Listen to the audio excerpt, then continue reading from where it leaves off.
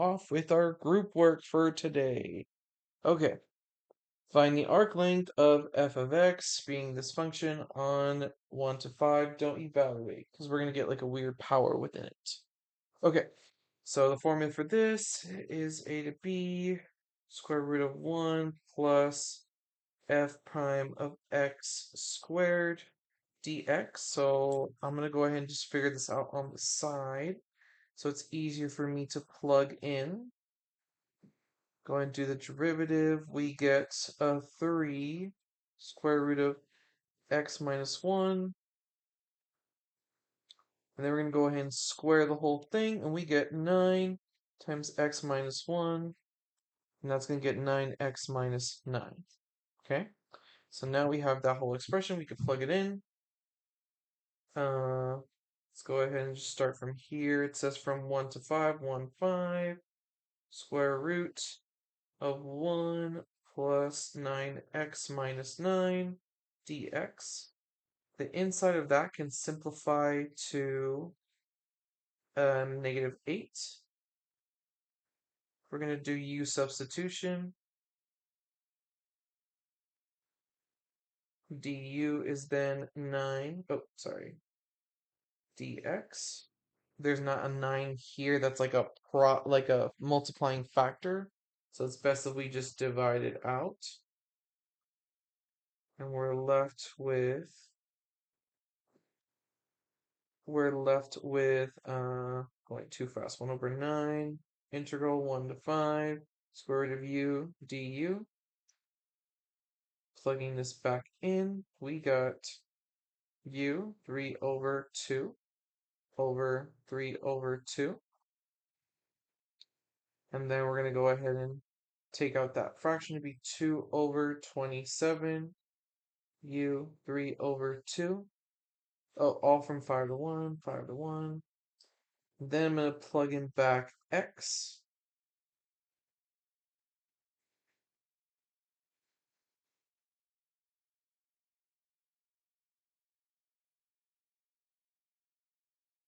Five to 1.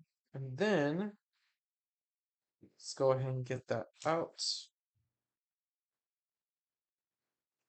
At 5, 9 times 5 is 45, minus 8 is 37. So 2 over 27, it's going to be 37 to the power of 3 over 2. And then 1, 9 minus 8 is just going to be 1. So minus 1 to the power of 3 over 2, but we know that's just going to be 1. And then this is basically my answer. Let me just double check that with the work. Uh-huh.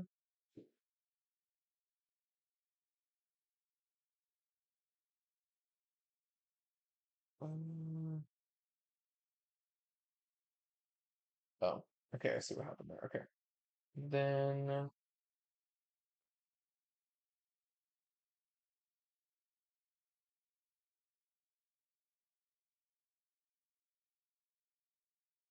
okay. I'm just double checking because I did a step before, but I didn't because I wrote the answer as 16.6, but I think I was just in a hurry and I typed it in the calculator without just doing the full version. So I'm just going to quickly check that the answer is 16.6.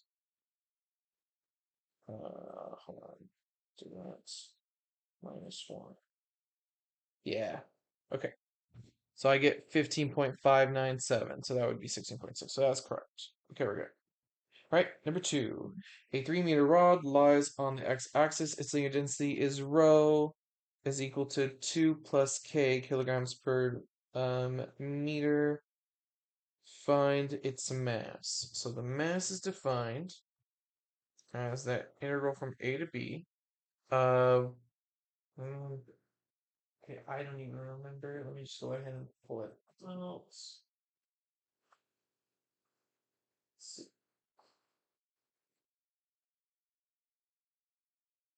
It is just the row function itself.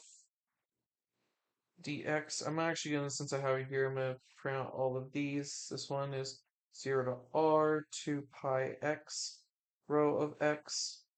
And this one is work, which is the integral from a to b of, I think it was just f of x plain Jane. Let me just double check in case I'm wrong.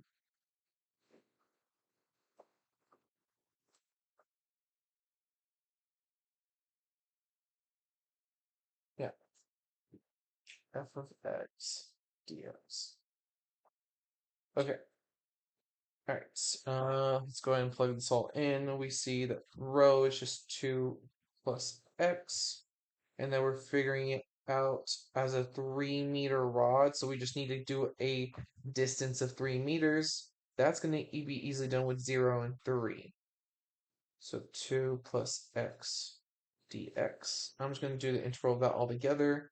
We have 2x plus x squared over 2 from 3 to 0. I'm going to take advantage of the 0 canceling those out, or zeroing those out, not canceling. So just using 3 to get 6 plus 9 over 2. If I had to combine these, I would do 12 plus 9 over 2. So that's 21 over 2. Alright, and that's the answer for those. Let's do 3. A circular disc of a diameter of 8 centimeters has a radical density of rho of 10 grams per centimeter. Find its mass. Okay. So this really isn't necessarily a function of x. It's, even though with that variable, it's just going to go ahead and be a constant. So we're just going to go ahead and plug in the constant while also plugging in the diameter. Well, not diameter because it's radius. So we know the radius is half the diameter. So our version of this is 0 to 4. I'll put the 2 pi in the front. Actually, I'll put the 10 in the front to make it 20 x. So we have 20 pi from x squared over 2. 4 to 0, I'll let the 2 escape. So it's just, or the half escape to be 10 pi x squared 4 0. And then we're going to go ahead and do the 4. So the answer should be 160 pi. All right. Last one. A force f of x is equal to 10x squared newtons. Acts on an object moving from 1 to 3. Find the work. Okay, so that one's just kind of plain Jane. It's the least intensive. Well, this one's probably just as much intensive as this, but we can still do it. We got 1 to 3, 10x squared dx. Let the 10 escape. Oh, sorry, I was skipping ahead.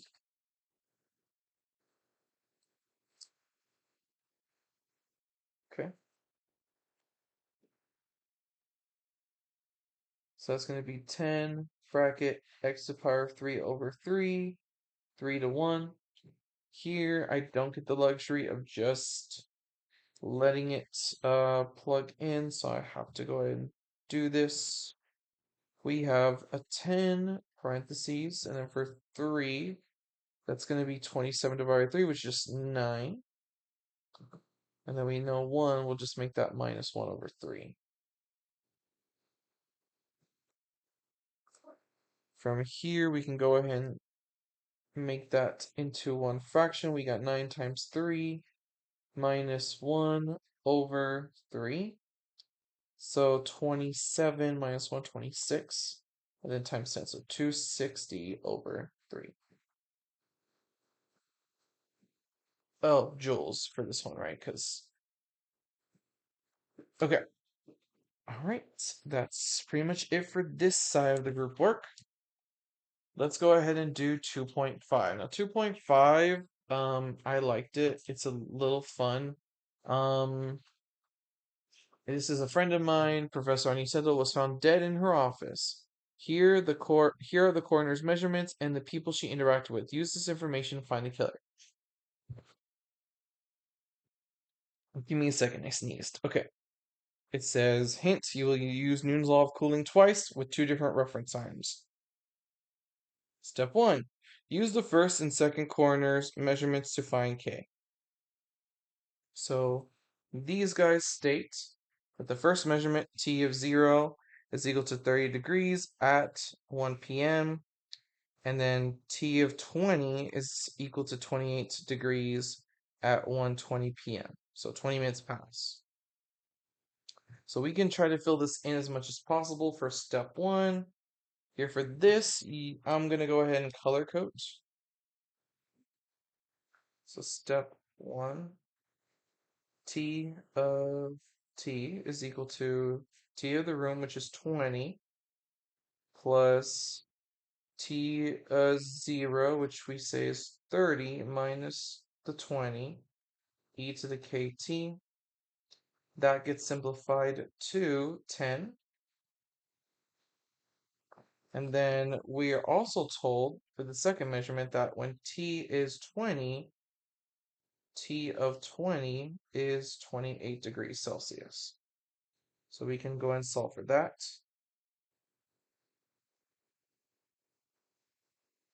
For T20, subtract to get 8 is equal to 10 E20K. Divide by the 10 to get I'll leave as a fraction. 0.8 is equal, I won't leave as a fraction. 0.8 20K to ln, and then divide by 20.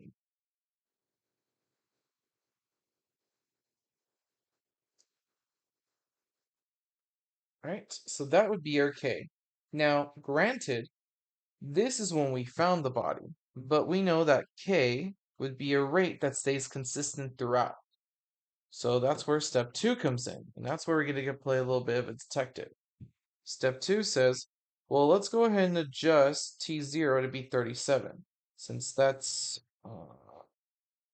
well, 37 to represent normal body temperature. So the room's 20, but we're going to do now 17, or I'll go ahead and do it in full, 37 minus 20. E to the 1 over 20 ln of 0.8 T. I'm going to go ahead and do two simplifications first. This 37 minus 20 is just going to be 17. And then this should simplify to 0.8 to the power of T over 20. Okay. Now it says using the value K, you found step 1, determine how much time passes until the body reaches 30 degrees Celsius. So we want to find out the time, based on this math, the time that Professor Aniceto was murdered. So let's go ahead and do that. So T is equal to 30. What's T? So 30 is equal to 20 plus 17 times 0.8 T over 20. Subtract by 20 to get 10 is equal to 17 times 0.8 T over 20. Divided by 17 to get 10 over 17. So you get a 0.8 T over 20. Take the log of base 0.8 to get T over 20, and then multiply by 20.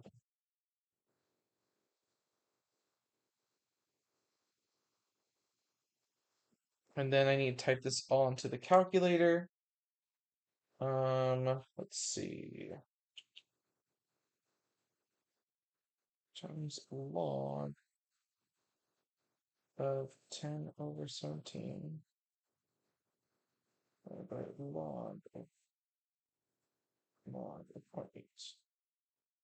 So this tells me that 47.56 minutes have passed since they found the body at, let's say, at this initial point here. So that means that if we claim that the body, right, we say the initial temperature is 37, that means it took 47 minutes for it to go down to 30. And the body was 30 degrees at 1 p.m. So what is the time from 1 p.m. 47 minutes ago? So that would be I'm gonna round just because it's gonna be a bit annoying to do decimals. Let's round to 48 minutes. So 48 minutes before 1 would be 12 p.m. So 12 p.m. Who interacted with the professor at 12 p.m.? It says here that the teaching assistant interacted with the professor. So therefore, the teaching assistant was the murderer. Your test probably won't have like an elaborate story like this, but it's just a little fun sort of break from it all. Okay, almost done. We just need to do one more question just to make sure we have this wrapped up. A cup of coffee at 120 degrees Celsius is placed in a room at 20 degrees Celsius. After 4 minutes, the temperature is 80 degrees. Find the temperature after 10 minutes. Now, keep in mind that even though this is a cup of coffee, it could be a different cup of coffee. It could be the different mug, the different type, whatever. So we can't just use the same K like what we did before. So we have to pretend, even if it were to be the same K, that it's a new K. So let's go ahead and, sorry, I'm just checking my solution. Um, write this out. Okay. Okay, I want to use a different color. Okay. So just recall the temperature for Newton's law of cooling, T room plus T initial minus T room, e to the kt. And we know that for this problem, it specifically will be, room will be 20, and then initial minus room will be 100 EKT. And then we're told after 4 minutes, the temperature is 80. So we need to solve for K. So 80 is equal to 20 plus 100 EK 4. Subtract the 20 to get 60, 100 E4K divided by 100 to get 0.6, E4K ln of 0.6, 4K, and then divide by 4.